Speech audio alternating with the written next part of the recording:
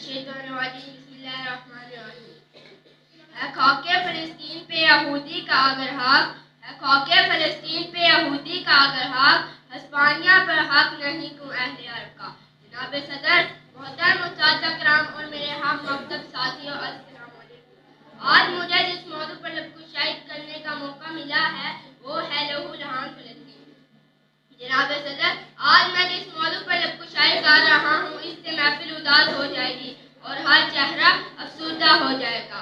جی ہاں، میں بات کر رہا ہوں فلسطین کی، انبیاء کی سرزمین ہے فلسطین، جہاں ہماری مائیں بچے بزرگ 75 سال سے خون کا نذرانہ پیش کر رہے ہیں اور آزادی کی جنگ اکیلے ہی لڑ رہے ہیں۔ وہاں مائیں کسی صلاح الدین ایوبی کی منتظر ہیں۔